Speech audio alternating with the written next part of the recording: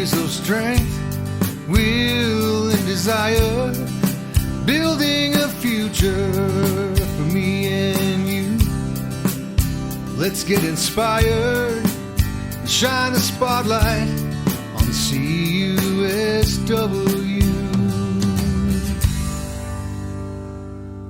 Hello, and welcome to the CUSW Spotlight Podcast, brought to you by the Canadian Union of Skilled Workers, established in 1999. CUSW has been empowering its members and shaping the future of skilled trades for over 25 years. In this podcast, we shine a spotlight on the people, stories, and values that make CUSW a strong and dynamic community. It's an exciting time to be part of this union, and we're here to celebrate the journey, achievements, and dedication of skilled workers. So turn up the volume and let's get started.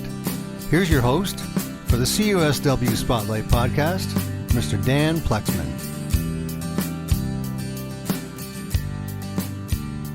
Hello, everyone, and thanks for joining us on this episode of the CUSW Spotlight Podcast. Today, we're going to be shining the spotlight on Cody Quan. This is Cody's second time being on the show, and we're really glad to have him back for a bit of a review episode from last year and a little update on what's been going on in Cody's life this past year. Hey, Cody, how are you today? Hey, Dan, I'm well, thanks. I gotta say, my least favorite part of the podcast is kind of when the music stops. What a catchy tune, eh? Yeah, it is. We got really lucky having Glenn McNeil as one of our union members who created the music and sings the song and does the narration for the beginning of the show. It's just been a real all active, all contributing membership for the podcast here. We're really proud for everybody. No, it's great. It gets stuck in my head on Monday mornings when I'm listening to the podcast. That's for sure. Oh, I know. Tell me about it. That song. I can't get it out of my head sometimes if you listen to it so often. It's good. It's good. It really is. To get the viewers online on where we are now, last year you were on the show. We talked a bit about opening minds, breaking barriers, and creating opportunities. And another thing we talked about was getting members more involved in participating and contributing to the form and functions of the union. Since we talked last year, what's changed in your life and what's been going on? Yeah, well, thanks, Dan. First, before I get into the question, congratulations. I was on podcast number 8. You know, you're getting close to 30. This has been a great success. There's a lot of hard work goes into this. So thank you. Our members really appreciate this sort of communication tool. But I will say, you know, you challenged me, Dan, to go back and listen to my podcast, and I did. And wow, who listens to that guy? Eh? He's got a lot of funny things to say. But no, a lot of great things have happened in the CUSW and the organization. We continue to grow. The growth's been a little bit different over the last year. In the past few years, we've had some contractors that have grown their work scopes. And recently I find, you know, maybe those contractors or owners have less work, but we've been bringing more contractors to the table. So CUSW continues to grow. And with that comes a whole new set of challenges. So last year we were talking about, you know, how are we getting prepared with capacity building programs to support the needs of the organization as we transition through an election year? And while we sit here today, the National Executive Board elections have just wrapped up. The workplace elections have completed. We're heading into unit national committee elections, so we're right in the thick of it. You know, we really have to be clear and intentional on what our plan is. And since I talked to you last year, we spent quite a bit of time going back and meeting with those individuals that were participating in the roles that are transitioning this year and really trying to figure out what's working, what's not working, and what sort of structure is lacking, and how can we build this so everybody can come together and feel like they're part of a cause that's moving forward as a singular unit rather than a bunch of individuals trying to do things on their own. We were able to complete a variety of different training programs. You know, we've continued with the quarterly workshops for national committees. We had unit executive workshops that happened, quarterly representative meetings that have happened, where we're bringing people together and trying to unify them through collaboration and getting them talking and getting them thinking and recognizing that together as a unit, that's our strength. And that's what the benefit of being a CUSW member is. So To answer your question, a lot's happened, and we can get into some specific things as we go through our conversation, but it's been fun. Yeah, I'm thinking about our conversation last year. I think I asked you about participating in our union, and you mentioned participating in the union could be as simple as just voting for the union. And I got to say, I voted today. It made me feel good. I actually participated in the direction of the union. My one little voice is heard. It makes me feel good. It makes me feel proud, and it makes me feel part of it. Yeah, you bring up an excellent point. Like when you think of participation, you have to think of it in its many forms. A lot of people view participation as taking it to the nth degree and committing all of your time and effort into a singular thing. And that's simply not true. Getting up in the morning, going to work, being safe, and coming home at the end of the day and participating in that work is a form of participation within CUSW. Attending a unit meeting to find out what's going on, that's participating. You don't have to sit up at the front of the room and lead that conversation. I always challenge people that you can do more than what you think you can, and we're here to support you in that. But it's not required. So taking that little step and figuring out how you want to participate is the most important bit. I would say the minimum level of participation I would expect from any members to nominate people that you think will best represent you and to vote for people that you think will best represent you, because those are the people that if we were to get into a fight or something were to happen and you needed somebody to stand by your side, you want that person standing by your side that you've nominated or elected. You don't want to leave that in the hands of somebody that you don't know or don't trust. Yeah, it's totally true. It only took me 5 minutes to vote, like maybe 10 minutes to be honest. And I participated. It just made me feel good.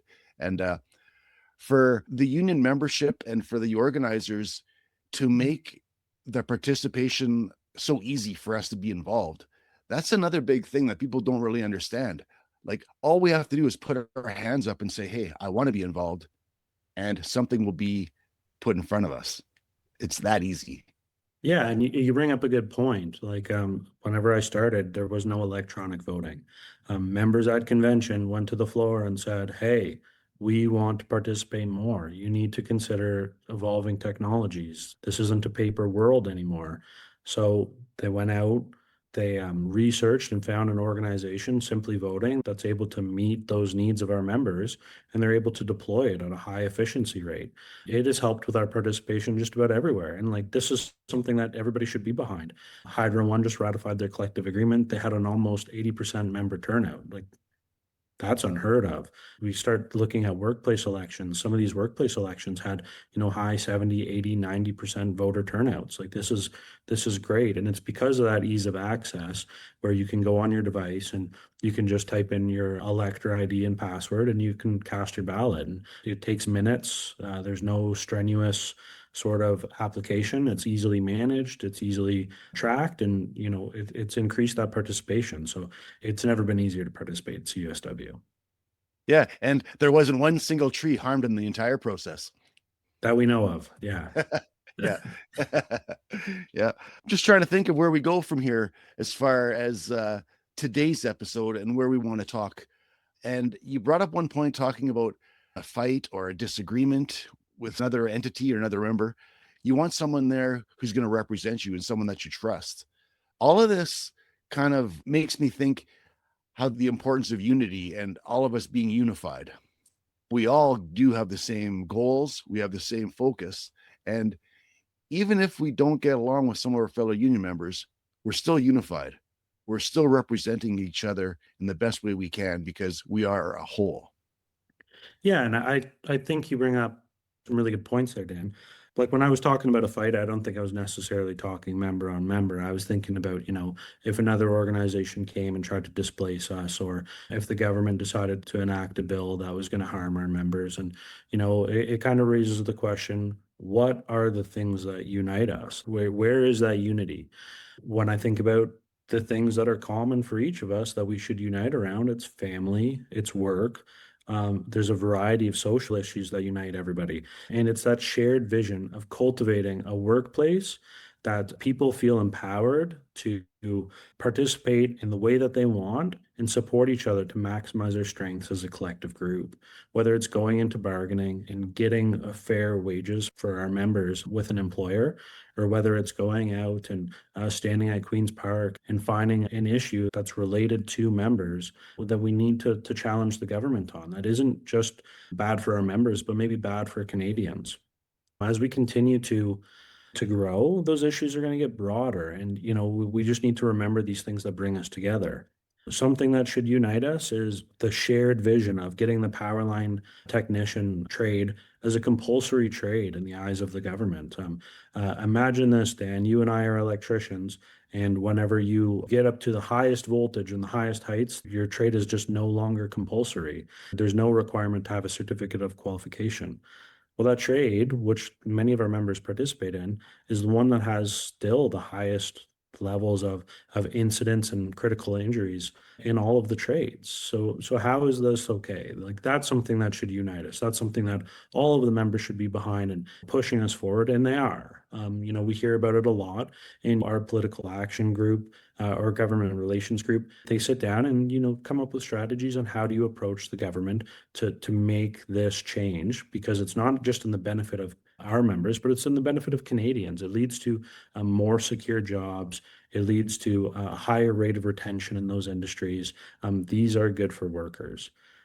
The work is really what unites us as a group. I need to go to work every day to support that family because they are my first priority. When I'm sitting in a job trailer with everybody, there's a ton of people in that job trailer that their first priority is sitting at home, depending on you to bring home a paycheck. And that's where we need to be unified, is securing the work, making sure that there's work there for us to go to, then making sure that that's a safe workplace, making sure that the conditions of work meet our expectations, and then making sure that people are fairly compensated. So you can go home with a degree of dignity, you can retire with dignity. If your wife or child or spouse gets sick, there are benefits there that support them, and they can live with dignity. And that's what unifies us.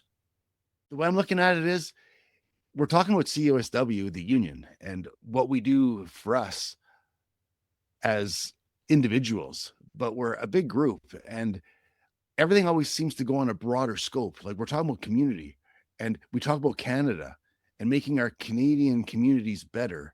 And that is what CUSW is all about. So it's nice that you tied all this together. That makes sense. Well, thanks. But it's easy with CUSW, because when you open up our Constitution and you flip to Article 2 and you start reading through the objects, they're very broad. It's not about necessarily the CUSW member. It's about what's good for people. And there's a common sense approach there that, what's good for us is good for all. And when we're out there advocating for a particular group of people, whether it's our members in a workplace or a visible minority who's having a hard time, entering one of our sectors or our industry, that's important to Canadians. And everybody shares a piece of that pie. And by contributing to CUSW and participating in whatever way that we discussed earlier, whether you're just going to work and you're participating that way, or you're actually out there trying to work with the national committee to develop a strategy for implementation so we can go out and achieve these very broad goals, you're part of the group. And the beautiful part about CUSW is that member that's out just working, they're not alone. There's a group of members and their voice is still heard. These national committees and units, their main objective is to connect and be the voice for those workers. So if I have an issue and I'm a rank and file member, I can go to my national committee or to my unit and raise my voice about this particular topic, and they'll take it and they'll action it. And that's how the bottom-up model works at CUSW. It's from the rank and file up around these issues that unify us. Yeah, that is the beauty of our union with our process and how things work. The decisions are made from the bottom up, not from the top down. It's really nice to see that. It's really refreshing, that's for sure, especially from some of the job sites and the other industries that I came from. It doesn't work that way in a lot of places. I agree with you. And I think, last time we were on the podcast, I believe you asked me about my regrets and what I think we can do better. And, now I regret saying communication as the thing that we can do better, because I think that we do a lot of communication. Where I think that we fall down is highlighting the big wins that we get as an organization and sharing that broadly. Because when you look back over weeks, over months, over the past year since I've been back on with you, there are a lot of huge wins for CUSW and its members. And I don't know how well that's communicated. So that's where I think communication's falling down, and it's getting those wins to members because that's what empowers people to participate. That's what makes people feel like they're part of that larger purpose, and that's how you unify a membership. Yeah, like these wins that you talk about, they do need to be communicated, but more so, they need to be celebrated. They need to be recognized, and that's what most humans are looking for. We're looking for someone to see that we're actually doing something and things are progressing. I agree with you. I think that that's another way we can unify members is bring them together and get them to understand these wins. I would say that from an operations standpoint, this is the members' money. So you get a win, they expect you to win, and they expect you to go back to work the next day and keep going for the next thing. So, we're very focused on what are these objectives and how are we accomplishing them, but we're not taking that time to celebrate and bring members along. And that's an area that we can absolutely do better, Dan. But you're right. That pause and allowing members to come on board and truly understand the gravity of whatever accomplishment that you just had, that brings you together. That pause, that celebration.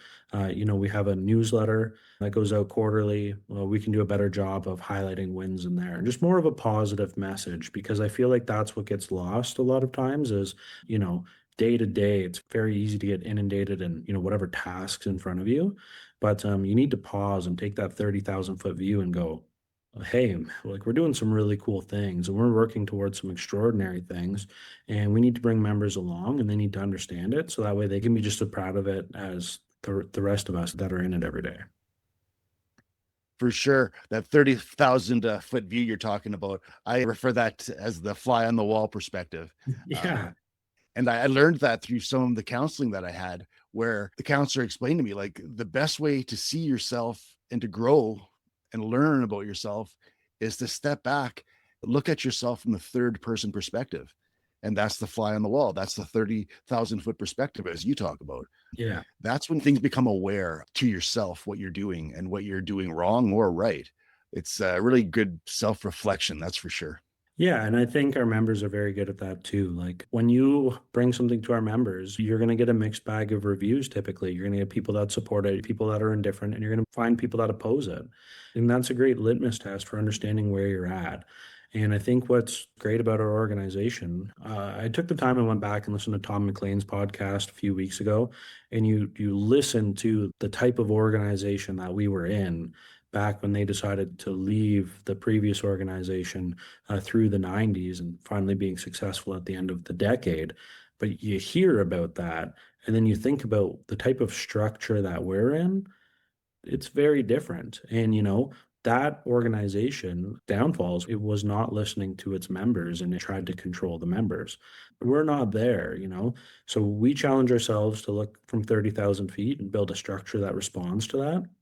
But we're heavily reliant on those members to be critical and to challenge us. And, we need to be open to that challenge because that's how we grow. That's how we evolve into being a 21st century union that really responds to the needs of its members. And we're very fortunate to have a modern constitution that's nimble, that rank and file members get to vote on, because some of these other organizations, you can huff and puff and try to blow the house down, but they're not going anywhere because their constitution doesn't allow them to. They're not nimble. They can't change and respond to the needs of their members the way we can. Right. And it seems like this perspective we're talking about, it all kind of flows into being united within ourselves and within the groups, the organizations, and the other industries that we're involved with. It always boils down to relationships, is the way I see it. And we can't be united without having strong relationships. And just like any relationship, people aren't always going to agree. We're going to have disagreements, but doesn't mean we still can't be unified and still be marching and fighting for the same goals. You're 100% right. It's unity through collaboration, and it's where you want to collaborate. And there's a lot of doors that are open. If I'm a worker at Darlington or Pickering with OPG, I should be unified around issues in my sector with folks that are at Bruce Power or maybe Point Lepreau in New Brunswick in that nuclear industry, right? There's a lot of things that would unify you about being a member in one of those workplaces. And if, work isn't my focus and I'm from that community, whether or not I work at OPG or not, there are other employers in that area that have the same community issues, whether it's the commute to work and the way that your municipality operates and allocating budget, like those types of things unify workers and people. And that's what we need to be focused on. That's where we'll see the most gains. And that's where we'll get the most positive outcomes as we continue to grow with CUSW. Okay, right on. We're talking about things that bring us together, relationships, goals, perspectives, and that sort of thing. Let's talk about the opposite. What are the things that are dividing us? On a real world perspective, day to day, on the job site, within our union, at the office, wherever, are there things that are dividing us that we don't even know about, or maybe things that we're not even aware of? Yeah, unfortunately, there's still Toronto Maple Leaf fans out there, and that's always going to cause a divide. But no, I think you're right. The issue is there's too many issues. So it's nice to talk about unity around singular issues. And I think that's the way to really kind of eat the elephant one bite at a time, pick an issue and tackle it. But the reality of today is that we're in an affordability crisis. There are not enough houses for the amount of people that live in this country. And it can be very easy to be negative and be brought down by it. So you see when we go to ratify collective agreements, people are hurting. And it's those are the types of things that pull us apart, are these sort of social issues that have a broader impact. Maybe I'm away from home quite a bit for work, and I don't feel like my board and travel is high enough. But other workers who are close to home, it may not be an issue for them. You're working under the same agreement, but you don't have that unification around how do we increase that rate for those that need it, right? So we kind of just need to get into a room and we need to have these conversations. There is no solution to these answers, but it's the ability to sit down and say, hey, here are the issues that I have, and this is what's keeping me from being unified to the larger group, and then talk through it. And at the end of the day, as long as everybody's voice is heard and you're able to go off in a direction that's the best for the most amount of people, that's progress. And you're not going to get it right and you're not going to be perfect. But if you continue to progress, you're going to be a lot closer than you were yesterday. And you can still work towards it tomorrow. What you just said there brought saying to my mind, what's good for the goose is good for the gander, where everybody should be feeling like they're being treated equally and being made whole equally.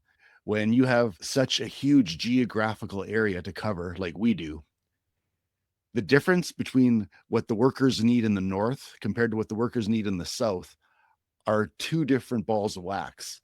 And it's really difficult for people in positions like ourselves who are trying to make everything fair within the union from the base model, where it's such a diverse and large group of people and the industry itself is so different. Then you add on 2,000, 3,000 kilometers of distance in between the whole situation.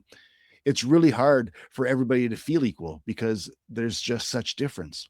And I think that's a huge struggle that everybody in Canada, especially in Ontario, struggles with, because the province is just so huge. There's so many numbers. The population is dense. So how do we even make it a level playing field? It's really difficult. And I don't think there is an answer for that. We just have to keep trying. I agree with you. And I think it's education and awareness. And that's where that diversity of thought is to our benefit. How do you make somebody from Ontario understand that a large issue for us is the price of a codfish on the East Coast? That's huge to the industry out there and to the way that that economy is run. And the members that we have out there, that affects them. And that's something that they're going to be unified around. And how do you know how that affects you to support that? How does a member in Ontario know that the shipment of raw logs to China on the West Coast undermines the economy there around the lumber industry? Like, These are significant issues, and if you just sit in your house and you're not aware of these things, you don't know that it unifies us and it changes the economy for where you live. It's a national supply chain, and it's something that the government throws out all the time. But we need to do a better job of understanding how it affects us. And inversely to that, how do people on each coast understand the struggles that we have here in central Canada? They've got these great, beautiful places to live, and if I was them, I wouldn't think about Ontario very much. But there's a significant number of people here who are working in industries like car plants or the nuclear industry or with our utilities, and what are their specific issues and why does it matter to them? When you start peeling back the onion, you realize that it's the same onion. Well, it doesn't matter where you start. Everybody's struggling. Everybody has issues. And through education and awareness, you can kind of bring people together and you can start eating that elephant one bite at a time on an issue by issue. And I think maybe the first few bites have to be taken by the leaders. I think You're right. the example has to be set by the ones who are at the base level of the form and functions of the union and getting this information out, because that's what a true leader is a communicator and projecting the values and beliefs of our union to everybody. Like you said, we are a diverse group and we have a lot of distance to cover. This part of it can't be done by the workers. It has to be done by leadership. That's the way I see it, because the leaders are leading the boat. Yeah, and I completely agree with you, Dan. And there's a lot of things that we can do. I know from the training organization, that's where I have the most impact. As the training and education representative, we're talking about an annual report that goes out to members, identifying the impact over the previous year, highlighting the health of the fund, and then looking forward towards the next 12 months and broadcasting that to members so members can see what is happening and how that's being brought together. I'm going to be spending time on the East Coast and the West Coast with these groups of people and listening to them and understanding how do you communicate there so you can understand how you participate within training and make sure that we're connecting them with supports and the resources required so they can go out and do these things. Like our National Social Committee is very important, getting them to come up with strategies that help support, allowing those leaders to have a platform to identify where we're starting to make gains and what that looks like in a positive direction. This podcast is a great example of that, actually. You've provided up to 30 individuals so far an opportunity with a platform to talk about who they are and how they contribute to CUSW. That's a really good exercise. And, we need more things like this where you take a moment and you're intentional and you're intimate about these are the things that we're doing and you have a real honest conversation. I was joking with you before we started recording that, this is just a conversation with my buddy Dan and it gets broadcast out to people, but a lot more of these conversations need to happen in lunchroom trailers. These conversations need to happen amongst leaders on how do we bring people together, because we will not be successful without that level of unity. Earlier, I talked about my feelings about how this needs to be done by the leadership of the union. Let's go back to the membership. How does this look like to the members on a daily basis at the job site or even just at home? That's a good question, Dan. And you know what? I don't think there is a real answer there, but I will say that we need members to come forward and highlight these issues and these concerns. And we just need them to be aware of what the avenues are for them to do that. Go to a unit meeting and talk about things that are happening in your community. Go to a national committee and talk about the issues that you have with our structure and the way that we respond. If you're so bold, go to your member of parliament or your member of provincial parliament or at a council meeting and talk about these concerns, and don't be afraid to let other members know what's going on. You'd be surprised at how common these issues are and how likely it is for somebody to come and support you or help you out, or at least listen to you and help make sure that everybody has a common understanding of what it is we're trying to do and how we're trying to achieve it. As long as we have that baseline confidence amongst the members, we're going to be okay. We're going to be successful. But we just need to continue to make sure that those channels are open and that we're open to challenges and we're open to listen, because like I said, we have the ability to be nimble. We have the ability to kind of get as creative as we want to be. We're really only limited by our imagination here at CUSW and how we want to respond to these issues. And look at what the priorities of the organization are overall and assign resources to these things. And that's how members contribute, Dan, and that's how we'll continue to be successful.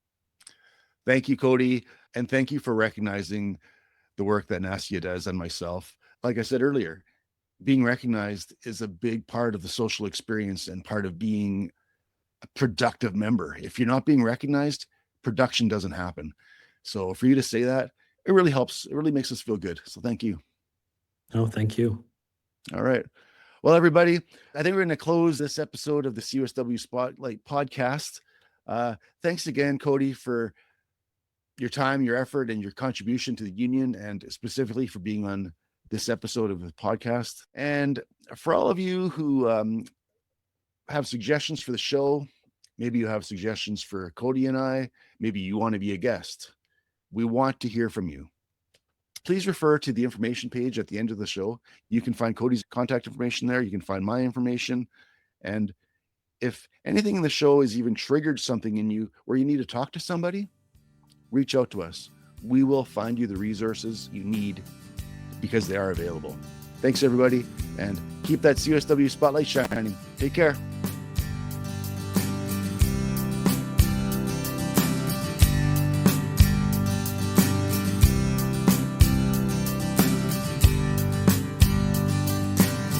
Thank you for shining bright in the CUSW spotlight. Let's get inspired and shine a spotlight on CUSW.